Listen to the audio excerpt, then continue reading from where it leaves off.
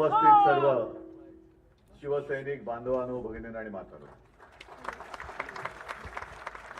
पहिल्या प्रथम मी अरविंद तुमचं आणि तुमच्यासह सर्व माझ्या कामगार सेनेच्या प्रतिनिधींचं अभिनंदन करतोय. कारण किती वर्ष झाली म्हणाला तुम्ही? 57. देसाई साहेब, शिवसेनेला आपल्या किती झाली? साधारणतः तेवढीच. 2 वर्षांनी शिवसेना मोठी आहे आणि ती असायलाच पाहिजे, कारण पहिली शिवसेनेचा जन्म झाला आणि त्याच्यानंतर भारतीय कामगार सेनेचा. एखादी गोष्ट सुरू करणं खूप कदाचित सोपं असतं, पण ती 57व्या वर्षी सुद्धा तरुण ठेवणं हे खूप कठीण असतं आणि ते काम, तो चमत्कार तुम्ही करून दाखवलाय. साहजिकच आहे, 57 वर्ष मागे गेल्यानंतर दत्ताजी साळवींची आठवण तर आलीच पाहिजे. त्यांचं स्मरण, त्यांना अभिवादन करूनच आपण आजपर्यंत इथे आलेलो आहोत. आता याच्या पुढे सुद्धा त्यांनीच दाखवलेले आणि त्यांनी म्हणजे तुमच्यापैकी किती जणांनी शिवसेना प्रमुखांनी त्यांची जी काय आठवण सांगितली ती ऐकली असेल मला कल्पना नाही. ऐकलंय का कोणी? ऐकलंय ना? हा, इकडे बसले लक्ष्मी. तो काळ होता साधारणतः 66-67 आणि संपूर्ण मुंबईमध्ये म्हणजे 1960 साली संयुक्त महाराष्ट्र झाला. मुंबई महाराष्ट्राने मिळवली, मराठी माणसांनी मिळवली, लढून मिळवली, बलिदान करून मिळवली आणि मुंबईसह महाराष्ट्र स्थापन झाल्यानंतर देखील मुंबईमध्ये मराठी माणूसच उतरावत होता. म्हणजे त्याला जवळपास म्हणजे आता जय श्रीराम बोलतात, पण तेव्हा मराठी माणसाला रामागडी म्हणायची.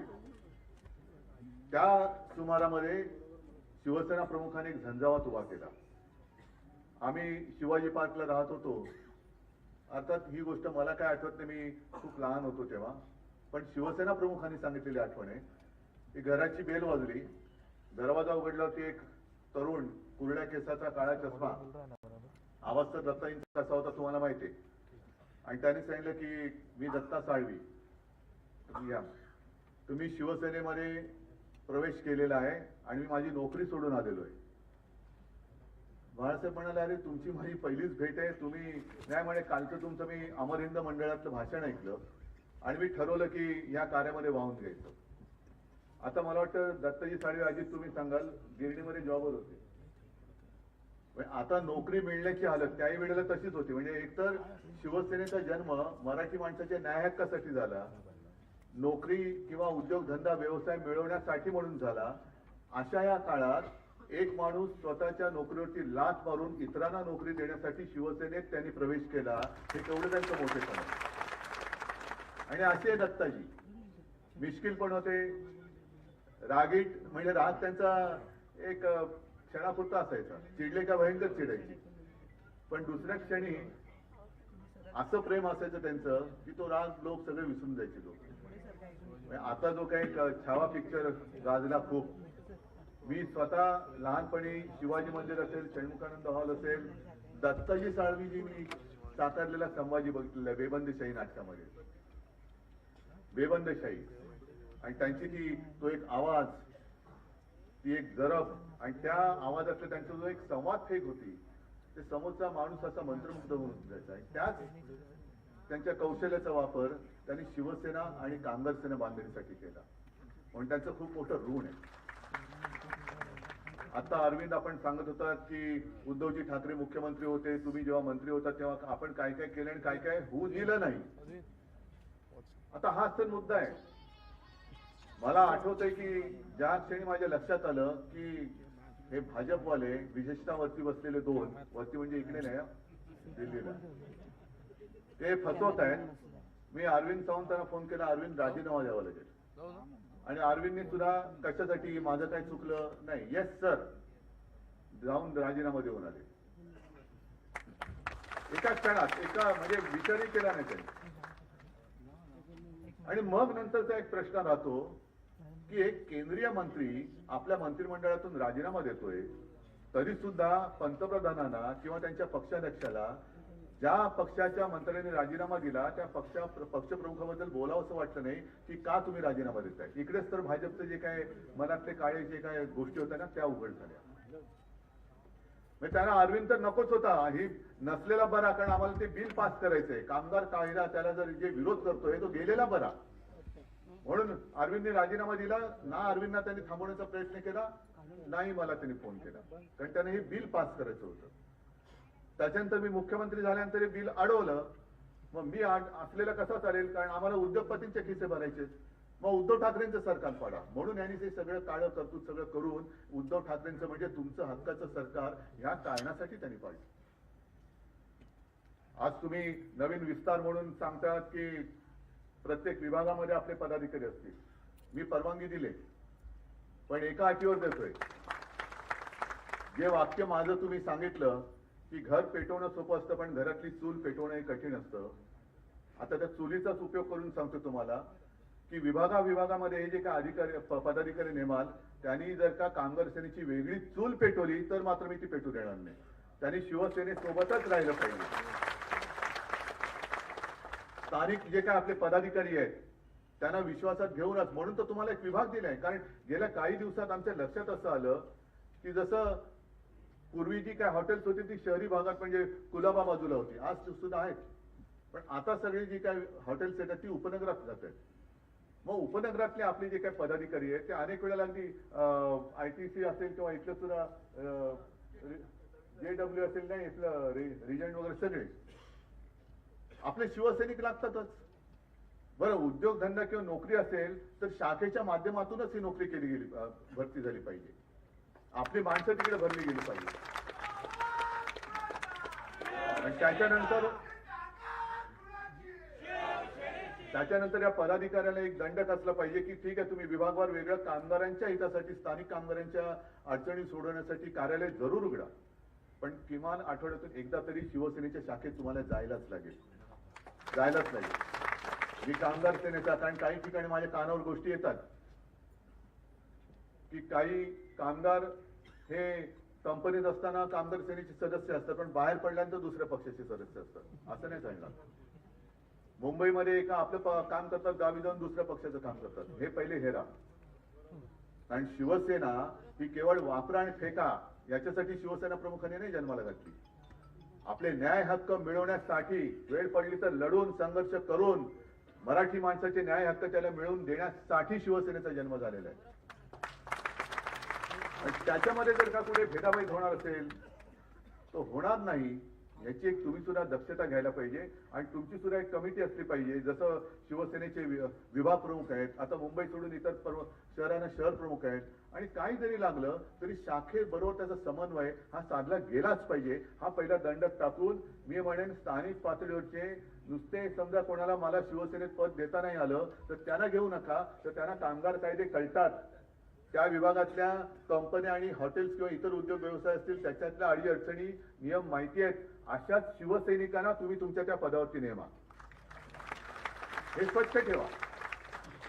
नाहीतर मग अनेक जण येतात की काय इकडे काय होतं, आपल्याकडे हे वैभव आहे, उमेदवारी देताना एकापेक्षा जास्त इच्छुक उमेदवार असतात, एकापेक्षा एक सरस किंवा सगळे तोलामोलाचे असतात. निवडणं फार कठीण असतं. म्हणजे कधीतरी मी तुम्हाला सगळ्यांना सांगतो, माझ्या समोर निवडणुकीत लोक येतात, आता सुद्धा पदाधिकारी नेमताना तोलामोलाचे 2-2, 4-4, 5-5 लोक येतात. जिल्हा प्रमुख पाहिजे, म्हणजे व्हायच्या ताकदीचे असतात, शहर प्रमुख व्हायचे असतात. मग त्याच्यातनं निवडण्याचं कसं, कारण 4 जण आले, एकालाच पद देऊ शकतो, एकालाच उमेदवारी देऊ शकतो, त्याला दिल्यानंतर मग बाकीचे नाराज. सगळेच होतात अशातला भाग नाही, तरी सुद्धा अनेक जण तुमच्यापैकीच कितीतरी आहेत की त्यांना आजपर्यंत मी काही दिलं नाही तरी शिवसेनेसाठी, मराठी माणसासाठी आणि हिंदुत्वासाठी लढतायत. मग मी सगळ्यांना काय सांगतो की अरे एकदा तुम्ही माझ्या खुर्चीत बसून बघा. पक्षप्रमुख उद्धव ठाकरे, कुटुंब प्रमुख उद्धव ठाकरे यांचा विजय असो, तो विजय त्या खुर्चीत बसून दाखवा आणि मग बघा काय असतं त्या विजयाचं. एक मी दुःख नाही म्हणत कधीच, पण ह्या गोष्टी अशा असतात. आणि नंतर मग काय होतं की ठीक आहे, अमुक शिवसेनेचं नाही करता आलं तर युवा सेनेचं तरी करा. अरे हा परवा आला होता याच्या नातवाला ऍडमिशन पाहिजे म्हणून, आणि ह्याला युवा सेनेचं करू. तसं नाही, तर तसं तुम्ही पण एक पथ्य पाडा की इथे मी काय करू, म्हणजे नाईलाज असेल तर तिकडे लगेच तुम्ही कामगार सेनेचं नेमला, असं करू नका. एक जण तर माझ्याकडे असं आलं होतं की मला साहेब अमुक पद देता येत नसेल तर निदान सामनात तरी घ्या. अरे म्हटलं हे काय सामना मुखपत्र जरूर आहे, पण शिवसेनेत नाही म्हणून ही काय ऍडजस्टमेंट सेना नाहीये कुठे. एक नवीन सेना काढूया आपण, ऍडजस्टमेंट सेना. असं नाही करता येत. तर तिकडे सगळ्यांचाच मान राखून हे काम करणारी लोक तिकडे नेमा. कारण आत्ताचा सुद्धा काळ आहे कामगार कायदे, विरोध तर करायलाच लागेल. पण विरोध करताना ज्या वेळेला आपण निवडणुकीला सामोरे जात असतो तेव्हाच जर का आपले डोळे उघडून आपण मतदान केलं ना, तर हे कायदे आणणारेच आपण तिथल्या तिथे त्यांना चिरडून टाकलं असतं. पण तेव्हा आपण आपले विस्कळीत असतो, काहीतरी एक दारूड आपल्या डोक्यावरती टाकलं जातं, बुद्धीवरती. जसं आता मध्ये वक्फ बोर्डाचं टाकलं. आपण का विरोध केला? वक्फ बोर्डाच्या सुधारणेला विरोध करण्याचं कारण काय की जो प्रश्न मी असेल, अरविंद सावंतांनी लोकसभेत असेल, जो सरकारला विचारला तोच सुप्रीम कोर्टाने त्यांना विचारला. सुधारणा करताना वक्फ बोर्डामध्ये गैरकारभार चालले असेल तर त्याला जरूर पायबंद घाला. सगळीकडेच कुठेच गैरकारभार चालता कामा नये. पण जेव्हा वक्फ बोर्डावरती गैर मुसलमान माणसाची तुम्ही नेमणूक कायद्याने करण्याचं बंधन टाकताय, मग तेव्हा माझा मूलभूत प्रश्न असा आहे, मग आमच्या हिंदू धार्मिक संस्थांवरती उद्या जर का तुम्ही मुस्लिम किंवा गैर हिंदू टाकणार नाही याची खात्री कशावरून तुम्ही देता? आणि हाच प्रश्न सुप्रीम कोर्टाने विचारलाय. आंधळेपणाने नुसतं काहीतरी भरकटत जायचं म्हणजे आम्ही हिंदू अजिबात नाही आहोत. आणि नुसतं हिंदी बोललं म्हणजे आम्ही हिंदू आहोत, गुजराती बोललं म्हणजे आम्ही हिंदू आहोत, अजिबात नाही. आम्ही मराठी बोलणारे कट्टर तुमच्यापेक्षा जास्त देशाभिमानी हिंदू आहोत. पण हे असं आपल्यात भांडण लावून ठेवायचं, वक्फ बोर्डावरनं मारामारा लावायच्या, आता भाषेच्या सक्तीवरनं लावायची, आणि मग ही अशी बिलं ही मंजूर करून द्यायची. म्हणजे कामगार कायदे, काळे कायदे, शेतकऱ्यांचे कायदे. पण ज्याप्रमाणे शेतकरी रस्त्यावरती उतरला तसा कामगार अजून उतरला नाही. कामगार उतरला नाही. कारण ह्यांचं काय एक मिशन हेच आहे की कुठेही कोणी एकत्र येता कामा नये. कुठेही एकत्रित म्हणजे संघटित व्हायचं नाही, विस्कळीत ठेवायचं आणि सतत एका दबावाखाली ठेवायचं, टेन्शन खाली ठेवायचं. म्हणजे स्वतः जो आपल्या घरच्या चिंतेने, स्वतःच्या चिंतेने ग्रस्त असेल त्याला जाऊ देणं, कायदे आणू देणं, जमीन गेली जाऊ देणं, धारावी गेली जाऊ देणं. पण तुम्ही टेन्शन मध्ये, अरे माझं काय होणार याच्यामध्ये. म्हणजे हे सगळे जे काही काळे कायदे आहेत याच्यामध्ये आता परमनंट लेबर किती टक्क्यामध्ये राहिलं असेल? किती टक्के? टक्क्यात मोजायची वेळ आली. कारण रोजची तुम्हाला म्हणजे जे काही नवीन भरती होते, हायर अँड फायर, म्हणजे आज काम आहे उद्या काम असेल असं नाही, उद्या काम असलं तर तुलाच मिळेल असं नाही, सगळं काही मालकाच्या मर्जीवरती. म्हणजे मला माझ्या कामाची चिंता आहे, तू काय घेऊन बसलेत, कायदे बिदे, हे वक्त काय, हे काय, ते काय, ह्याच्यातच आम्ही म्हणजे त्याच्यात बिझी राहिल्यानंतर हे काय करायचं. आज सुद्धा जी काही बातमी आलेली आहे, आणि म्हणून मी काही वेळेला मुद्दाम म्हणून सामन्याखेरीज आलेल्या बातम्यांचा उल्लेख करतो. तुम्ही म्हणाले तुम्ही आम्हाला काय सांगताय, तसं नाहीये. आपल्याला भांडणात गुंतवून ठेवून ह्यांचे काय चाळे चालले ते बघा. आता ही मुंबई आहे, मुंबईमध्ये ओरबडायचं काम चालूच आहे. आता ठाण्यामध्ये क्लस्टरची एक योजना आणतात. क्लस्टर करा, जरूर करा, पण ते एका बिल्डरसाठी करतायत. म्हणजे ह्या सगळ्या ज्या काही गोष्टी आहेत ह्या करून घ्यायच्या, सगळ्या गोष्टी त्यांच्या अगदी अदानीच्या घशात घालायच्या किंवा त्यांच्या उद्योगपती मित्रांच्या घशात घालायच्या. पण तुम्ही त्याच्यावरती बोलता कामा नये म्हणून तुम्हाला भांडणामध्ये व्यस्त करून ठेवायचं. मग ते वक्फवरनं भांडा किंवा हिंदी मराठीवरनं भांडा, आणखीन कशावर. पण भांडा म्हणजे आमच्याकडे लक्ष येणार नाही, आम्ही आमचे सगळे पैसे ओरबाडून हे निघून जाणार. आज प्रश्न महत्वाचा एक आहे की आपलं हे जे काय आता दुर्दैवाने सरकार आले, दोन्हीकडे, इकडे काय आणि वरती काय, जाहीरनाम्याबद्दल कोणीच बोलत नाहीये. अगदी मी मसाला ठीक आहे, एक क्षणभर आपण धरून चालू की महाराष्ट्राचं सरकार हे त्यांनी दिलेल्या थापांमुळे किंवा आश्वासनांमुळे लोकांनी त्यांना मतदान केलं. लाडक्या बहिणींना आम्ही 2100 रुपये देऊ दिलं, लोकांनी बहिणीने आपलं मतदान केलं, मानू आपण, चला. शेतकऱ्यांची कर्जमुक्ती करू, शेतकऱ्यांना हमी भाव देऊ, सगळ्या एवढ्या लोकांना, मोदी तर म्हणाले ते दरवर्षी 2 कोटी लोकांना रोजगार देऊ. कुठे त्याच्यावरती कोणीच बोलत नाहीये. त्याच्यावरती कोणी जर का विचारलं तर आम्ही म्हणजे अजित पवार सांगतात की माझ्या भाषणामध्ये कर्जमुक्ती कधी बोललो तो मी, तुम्ही दाखवा. म्हणजे जे तुम्ही बोललात, ज्याच्यावरनं तुम्ही मतं मिळवली ते सोडून तुम्ही बाकीच्या सगळ्या गोष्टी करतात. मग हे एवढं खोटं बोलणारं सरकार आपण परत परत मी पुन्हा देईन, पुन्हा आपण त्यांना मत देईन, असंच हा कोणत्या म्हणजे कोणत्या कोणतं राजकारण आहे हे? म्हणजे ते म्हणतात मी पुन्हा येईल, मी ठीक आहे, पण एवढं फसवल्यानंतर सुद्धा मी पुन्हा देईन, हा कुठला मूर्खपणा चाललेला आहे? आणि आज सुद्धा जे काय आहे की हिंदीची सक्ती पहिलीपासून काय करायचं,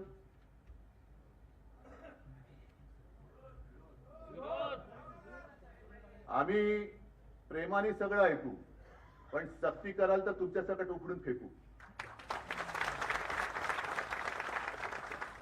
एक तर शिवसेनेने सुरू केलेलं आहे, जे अमराठी आहेत, मुंबईमध्ये राहत आहेत, वर्षानुवर्ष राहत आहेत, पिढ्यानपिढ्या राहत आहेत, त्यांना चला मराठी शिकूया, त्याला प्रतिसाद मिळतोय. अनेक उत्तर भारतीय त्या आपल्या क्लासेसला येत आहेत, अनेक उत्तर भारतीय येत आहेत.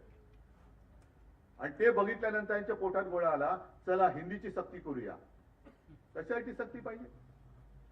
पहिलं महाराष्ट्रामध्ये सुभाष देसाई मंत्री होते, मी मुख्यमंत्री होतो. मला अभिमान आहे की महाराष्ट्रामध्ये मराठी भाषा ही सक्तीची करण्याचा निर्णय हा माझ्या नेतृत्वाखालच्या सरकारने घेतलेला आहे. पहिलीपासून जो महाराष्ट्रामध्ये राहील त्याला मराठी आलीच पाहिजे, ही सक्ती असलीच पाहिजे. मग हिंदीची तुम्ही सक्ती जर करत असाल, होऊ देणार नाही, हा भाग वेगळा आहे. पण सगळ्या दुकानांवरती महाराष्ट्रामध्ये मराठीमध्ये लिहिण्याचा सुद्धा आम्ही कायदा केला आहे. तो कायदा अंमलबजावणीमध्ये किती आणला या सरकारने? काही नतद्रष्ट तर त्याच्या विरुद्ध कोर्टामध्ये गेले. अरे इथे राहता, इथलं आमचं मीठ खाता आणि मराठी भाषेला तुम्ही विरोध करता?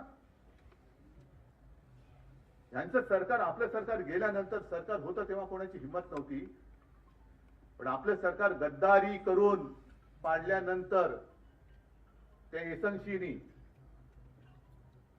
गद्दारी करून पाडलं आणि पाडल्यानंतर त्यांच्या पालख्या वाहत आहेत, त्यांचे पाय चाटतायत आणि मराठीवरती अन्याय करणाऱ्यांचे पाय चाटणारे हे कसले बाळासाहेबांचे विचारून येणार पुढे? पण ह्यांचं सरकार आल्यानंतर म्हणजे मी तर कदाचित असं म्हटलं तर वावगं ठरणार नाही की महाराष्ट्राच्या मारेकऱ्यांची सुपारी घेणार हे सरकार आहे का? त्यांचंही सरकार इकडे बसले, ते सत्ताधारी म्हणून आमच्यावरती राज्य करतायत का? महाराष्ट्राचे आणि मराठीचे मारेकरी त्यांची सुपारी घेतलेले हे सत्ताधारी महाराष्ट्राला दुर्दैवाने लाभलेत का? पण यांचं सरकार आल्यानंतर मराठी नहीं आती, मराठी लोग गंदे है, वो नॉनव्हेज खाते हैं. मग मी सुद्धा आजपासून सांगतोय की जसं आपण ते म्हटलं होतं ना, इस देश में रहना होगा तो वंदे मातरम कहना होगा, तसं इस राज्य में रहना होगा तो जय महाराष्ट्र बोलना ही होगा.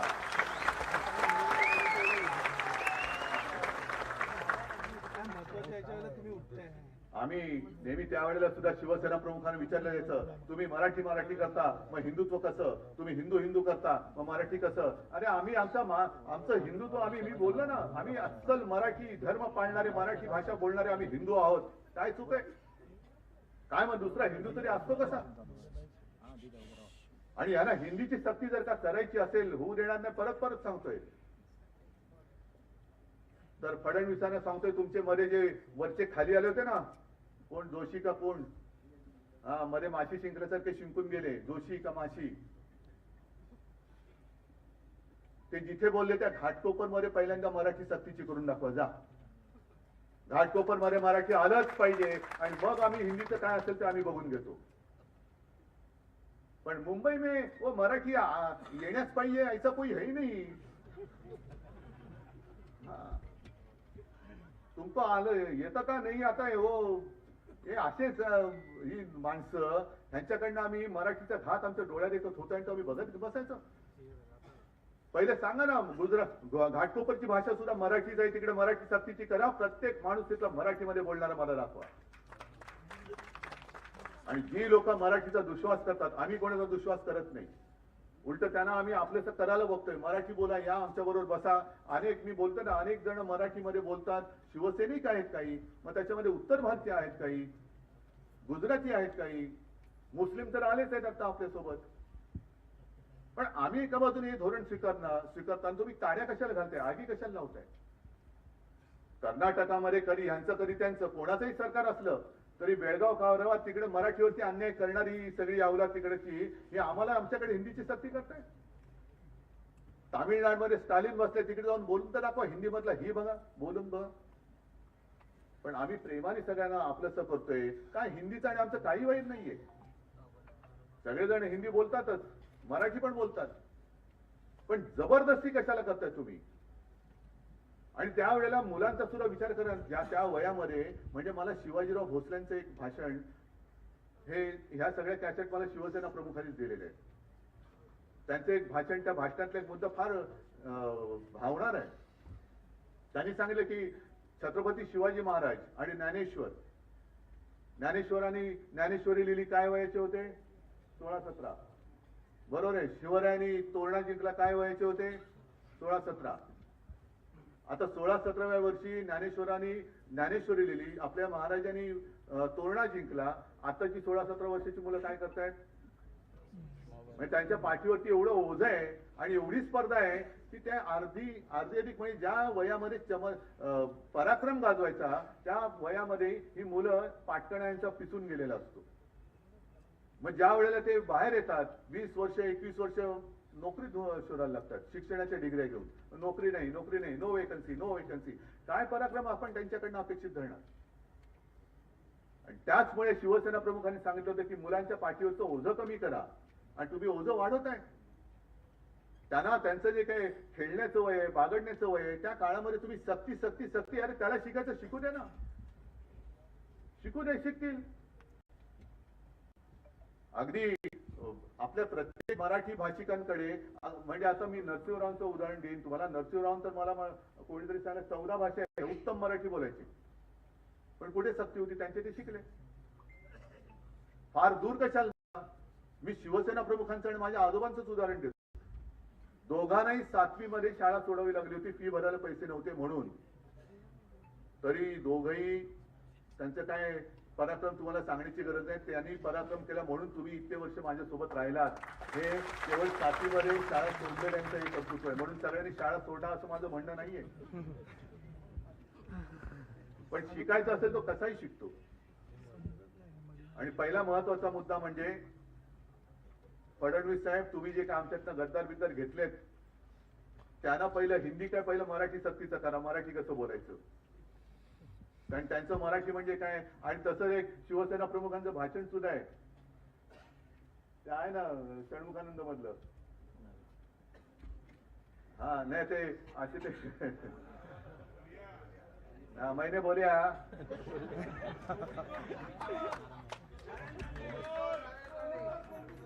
वन्स फोर नको, एकदा झाले थोडं बस. एकदा बोल्या उतना काफी आहे. जिसको समझ नाही उसको समजा. त्यांना पहिलं तुमचे सहकारी चांगले सुशिक्षित आहेत का? म्हणजे मी परत सुशिक्षित अशिक्षित असा वाद नाही करू इच्छित, पण तेवढ्या क्षमतेच्या आहात का की केवळ गद्दारीचीच सर्टिफिकेट घेऊन तुम्ही त्यांना पद दिलेली आहे? तू किती वेळा पक्ष बदललास? अरे वा, चल ये, डबल ग्रॅज्युएट आहेस तू. हा म्हणजे पक्ष सोडण्याचा, पक्ष फोडण्याचा अनुभव दांडगा ये माझ्याकडे. ही सगळी अशी तितर भीतर झालेली लोक आणि ही आपल्या राज्याचं शैक्षणिक धोरण शिकवत आहेत. हे एक शैक्षणिक धोरण ठरवत आहेत. हे मोठं दुर्दैव आहे.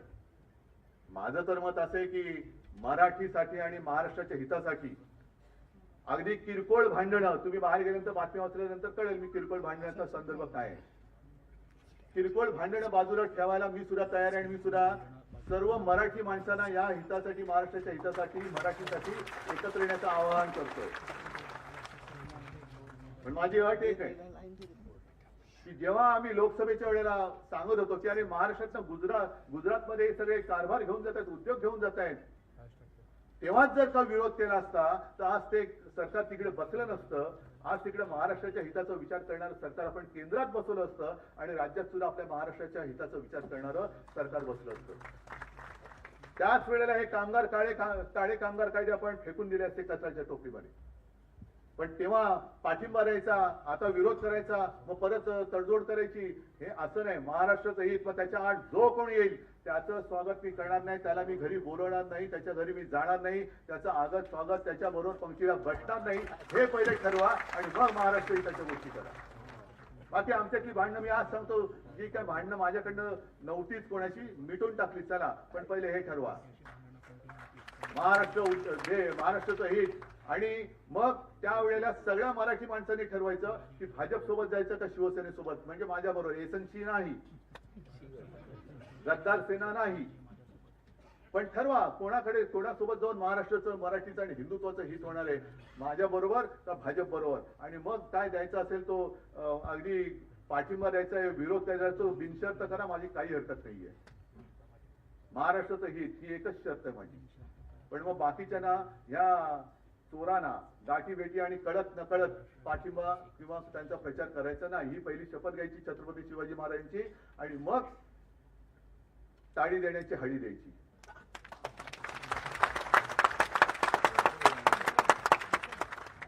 आज संपूर्ण संपूर्ण संपूर्ण जे काही मी तुम्हाला सांगत होतो की महाराष्ट्राची संस्कृती मारली जाते आहे ना, मी अनेकदा सांगतोय, परत परत सांगणार, ही रामाची भक्ती आम्हाला भाजपने नाही शिकवायची. मी गेल्या वर्षी 23 जानेवारीला जेव्हा नाशिकला कार्यक्रम झाला तेव्हा काळाराम मंदिरात गेलो होतो आणि नंतरच्या सभेत मी सांगितलं होतं की आम्हाला भाजपा मुक्त राम पाहिजे. कारण नाही तर तेच होत आहे, रामाला भेटताना तुम्ही कशाला बडवणसारखे मध्ये पाहिजे भाजपवाले. आम्ही आणि राम आमचं आहे ते बघून आमचं नातं आहे, तुम्ही कोण सांगणार आहे आम्हाला. त्याच्यामुळे जय श्रीराम आम्ही बोलू, पण तुम्हाला जय महाराष्ट्र, जय शिवराय, जय भवानी बोलावंच लागेल तर महाराष्ट्रामध्ये राहा, नाही तर तुमच्या कुठे गावी जायचं ते निघून जा. आमच्याला आम्ही इकडे मुंबईमध्ये महाराष्ट्रामध्ये सगळे भाषिक गुण्या गोविंदाने नांदतोय, त्यांच्यामध्ये काड्या घालण्याचे धंदे करू नका. जर तुम्ही आमच्यावरती सक्ती काही करण्याचा प्रयत्न केला तर ती सक्ती आज आम्ही जुगारून दिलेली आहे, हे आज मी जाहीरपणाने सांगतो. प्रेमाने बोलाल तर ऐकू, जबरदस्ती कराल तर लाद घालून हाकलून देऊ. आणि त्याच्यासाठी मला कामगारांची पण गरज आहे, कारण समाजामध्ये 2-3 वर्ग असतात. कालच त्या एका पुस्तक प्रकाशनाच्या वेळेला मधु मंगेश कर्णिक बोलले होते की समाज पुरुष जो असतो म्हणजे कोण, तुम्ही जनता. तिला हजारो डोळे असतात, हजारो हात असतात, हजारो पाय असतात. आणि म्हणून तर मला वाटतं प्रॉब्लेम होतो, कारण हजारो पाय असल्यानंतर एक पाय म्हणतो इकडे जाऊया, दुसरा म्हणतो इकडे जाऊया, तिसरा म्हणतो तिकडे जाऊया. समाज भरकटतो त्याच्याचमुळे. समाज बघतोय पण त्या समाजाला व्यवस्थित रस्त्यावरती ठेवणं हे कामगारांचं काम आहे.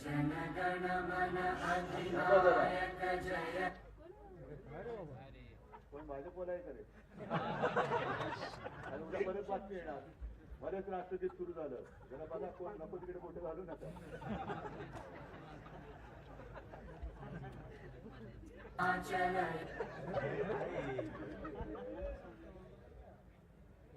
काढा ना टेक्निकल फॉल्ट असेल तर.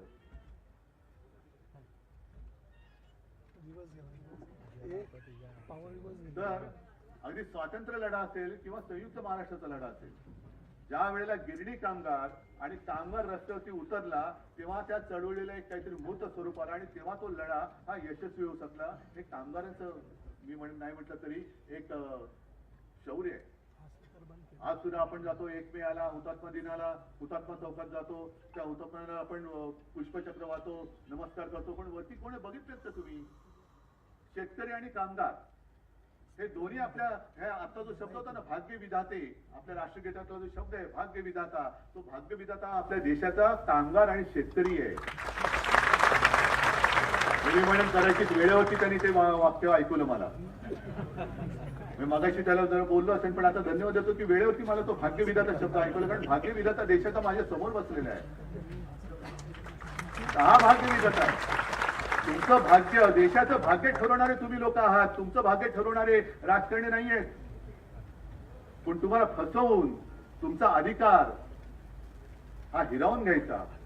आणि आता तर हसण्यावरती सुद्धा बंदी येईल की काय असं झालेलं आहे. म्हणजे मध्यंतरी मी बातमी वाचली की ओडिसाचे एक निवृत्त न्यायाधीश एस मुरलीधर, त्यांनी त्यांचं मत व्यक्त केले. त्यांनी सांगितलं लोकशाहीचे नियम सगळ्यांना पाळलेच पाहिजेत, त्याच्याबद्दल वाद नाही. लोकशाहीमध्ये म्हणजे संविधानाबद्दल जे काही नियम आहेत ते सगळ्यांनी पाळलेच पाहिजेत, पण त्याच बरोबरीने स्वतःचे अधिकार हे तुम्हाला माहिती असलेच पाहिजेत. आणि या अधिकाराचा वापर आपण केला नाही तर आपल्याकडे तो अधिकार आहे हेच आपण विसरून जाऊ. आजकाल तर हसण्याच्या अधिकारावरती सुद्धा गदा येते की काय अशी भीती निर्माण झाली. हे माझं तर आहेच, पण त्या निवृत्त न्यायाधीश एस मुरलीधर यांचं सुद्धा मत आहे. हे अधिकार तुम्ही करायचे, गाजवायचे, जागृती तुम्हाला आणायचे. म्हणजे अरविंद तुम्ही जे म्हणालात की विभागवार तुम्ही आता पदाधिकारी करतायत तसं करा, पण त्याच्या मागे मला जे काम पाहिजे की शिवसेना आणि शिवसेनेचा महाराष्ट्राचा महाराष्ट्र धर्म आणि देशाला जपणारं हिंदुत्व याचा विचार पेरणारा माझा तो कामगार पाहिजे. आणि त्यांच्या सुद्धा बैठका झाल्या पाहिजेत. प्रत्येक वाड्या वस्त्यांमध्ये, प्रत्येक कंपन्यांमध्ये आपण काय करतो आहोत. जसं आता एक आता RSSच्या गोष्टी बाहेर यायला लागल्या की यांचं गुप्त यांची शिबिरं चालतात. चिंतन शिबिर, कुंतन शिबिर, नाही मनन चिंतन शिबिर, मनन शिबिर, त्याच्यामध्ये नेमकं चालतं काय. आपण आपले जे काय विचार आहेत हे आपण दिले नाही तर आणखी दुसरं कोण घेणार. आणि मग एवढं सगळं विचित्र झालेलं आहे की सोशल मीडिया असेल, अमुक मीडिया असेल, या सगळ्या गोष्टीला मुकाबला करत करत आपल्याला खरं जे काय आहे ते जनतेसमोर बेधडकपणाने मांडणं हे आपलं काम आहे. करतो खरं शिवसेने. आणि मला खात्री आहे की जेव्हा एखादी संघटना म्हणजे तुमच्यासारखे अनेक आताही शिवसेनेची म्हणा, कामगार सेनेची म्हणा, ही कितवी पिढी, पण एखादा विचार जेव्हा पहिल्या पिढीतून दुसऱ्या पिढीत पुढच्या पिढीत जातो तेव्हाच तो विचार अमर असतो. तेव्हाच त्या विचाराला अमरत्व प्राप्त होतं. आणि तसं शिवसेना प्रमुखांनी आणि अगदी माझ्या आजोबांनी दिलेला विचार आज सुद्धा पुढच्या पिढीला आपला का वाटतो. कारण त्या विचारामध्ये काहीतरी जीव आहे, त्या विचारामध्ये काहीतरी तेज आहे, काहीतरी प्रेरणा आहे. आणि तोच विचार हा आपला प्राण आहे, हा आपला प्राण आहे. म्हणून आपण म्हणतो ना, गेला तरी 72 अजिबात घालवायचा नाही. जो जीव घ्यायला येईल त्याचा जीव गेला तरी 72, पण मी लढेन आणि लढेन. जय हिंद, जय महाराष्ट्र. धन्यवाद साहेब. भूषण चले.